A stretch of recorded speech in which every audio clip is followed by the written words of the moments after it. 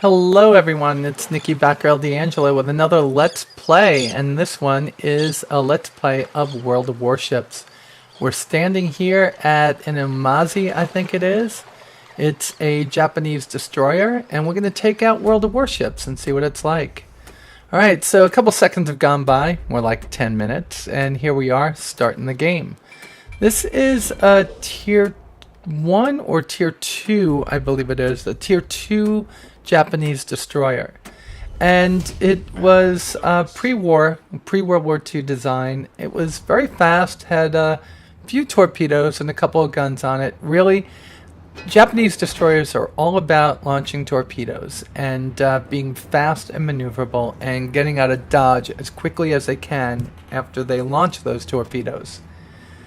I am not very good at this game, but this game I have a killer game, I should say. In this match I have a killer game.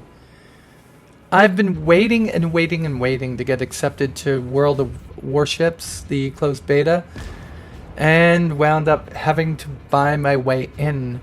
I bought my way in with a Tier 7 US destroyer named the USS Sims, which I am not going to show you because I really want to learn the game. And the game is built on the same engine that World of Tanks is on, but it's actually a I find it a little bit more, well, I find that it has a little bit more depth to it, and I think it's because you very quickly find out how important it is to work as a team in this game.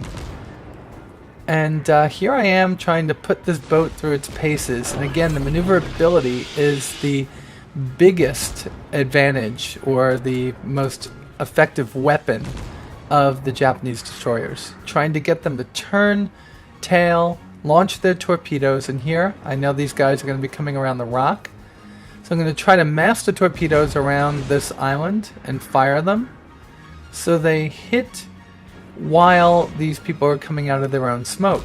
At the same time, I'm going to pop my smoke and get out of here. And hopefully I'll be able to hit at least one of them with one of my torpedoes, and we'll find out in just a few moments. Now this is kind of tough over here. I'm going back the other direction, almost hitting one of my teammates over here. I believe that's the Erie, a Tier 1 American cruiser. So I've launched 2 torpedoes in the probably about 11 nautical mile range, I think it is, or 11 kilometer range. Taking a couple shots at this guy over here, and all of a sudden I get a torpedo hit from those 4 torpedoes I launched earlier. Now these guys are starting to hit me hard over here, or trying to hit me hard. I believe that's a St. Louis, or it might be a Clemson. Not exactly sure. Alright, so instead of keeping my eyes on the target and getting myself killed, I'm going to try to use my maneuverability to take out one of these guys over here. So let's see what we can do. So I turn tail and start going back towards the rest of my fleet. My torpedoes are going to be up in just a few seconds. As soon as they come up, I'm going to turn, and I'm going to launch my torpedoes at whoever I can.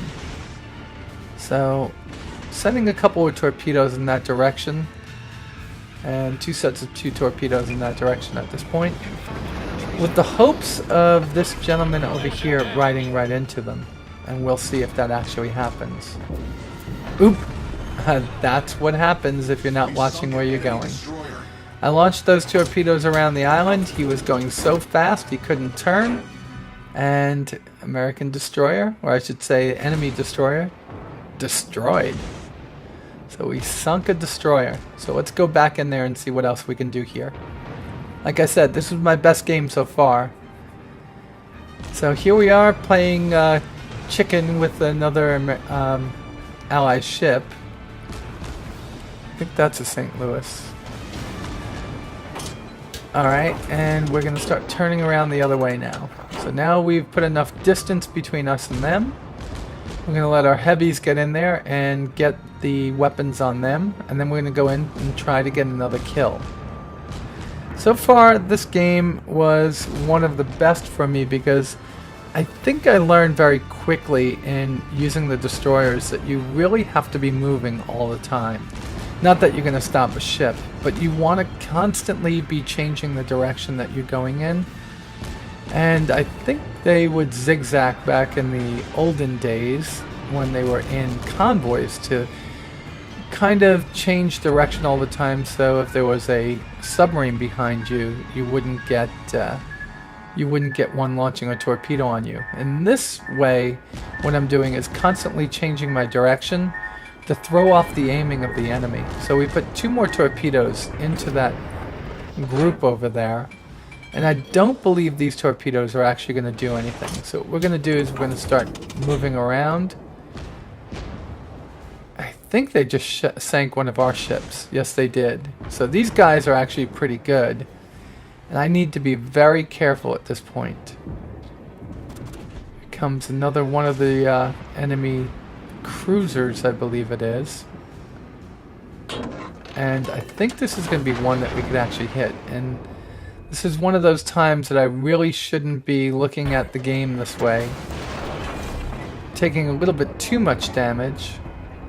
I pop my smoke, start getting out of dodge, and I hit the gentleman that you see over there, and I think that torpedo should have given him enough flooding to take him down. We'll see.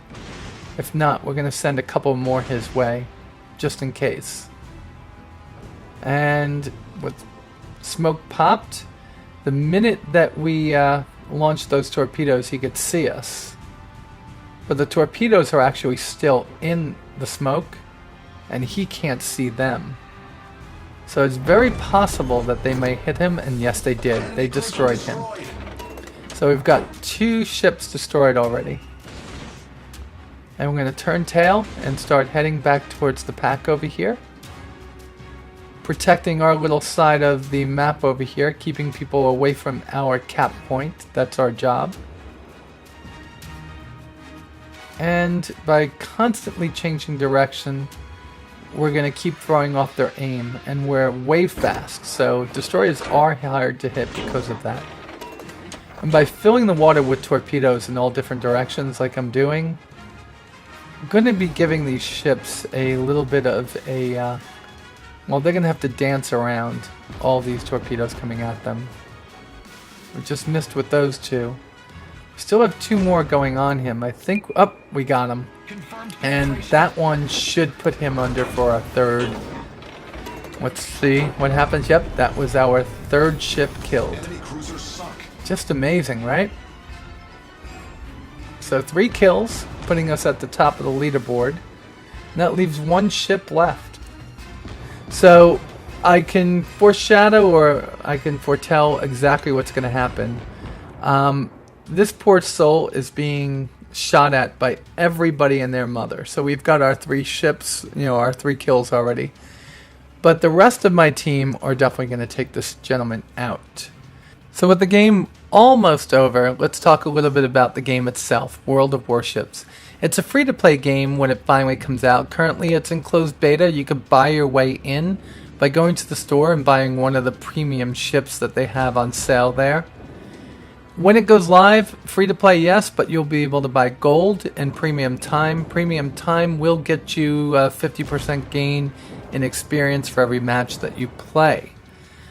The game is best played with friends. It's tough to play this game, World of Tanks or World of Warplanes, with just by doing it yourself. Same thing with War Thunder. You always want to try to be with people that you know, and plus, the multiplayer experience is generally much more fun when you do it with friends. So let's take a look at how we did here. 95,000 gold, or silver I should say. 4,304 experience, 212 free experience. We sunk 3 ships, critically damaged, it looks like 1. Caused flooding to 5 and had 5 torpedo hits. Ranked us number 1, I believe. Number 1, yes, number 1 on the leaderboard. And we did have 3 kills. Let's see what they were. Oh, a destroyer and 2 cruisers. Alright, back to describing the game. Again, like I said, it's free to play. It's something that you definitely want to bring some friends in to play with, and if not, make sure you make use of the brand new mode that they've introduced into this game, which is a co-op mode where you can play against AI with other humans, human players, and learn the game. I also suggest that for the first 3 or 4 ships that you get, you play at least 1 round in each one of your new ships inside of the new co-op mode to get used to it. Because when you first get into the game, you're given a cruiser, and then you're going to be introduced into destroyers, and then battleships on the Japanese side, and destroyers, and then into aircraft carriers on the American side. I'm sure there'll be aircraft carriers and battleships on both sides at some point. This obviously is the beta, so we're getting a lot of pieces of this game very early on to show us how to exactly how to play and to give them an idea of how to balance it. So that was my World of Warships Let's Play for today. Hopefully you like it enough where I can come back and do these from time to time. And until that happens, you all be safe out there, and I'll talk to you soon.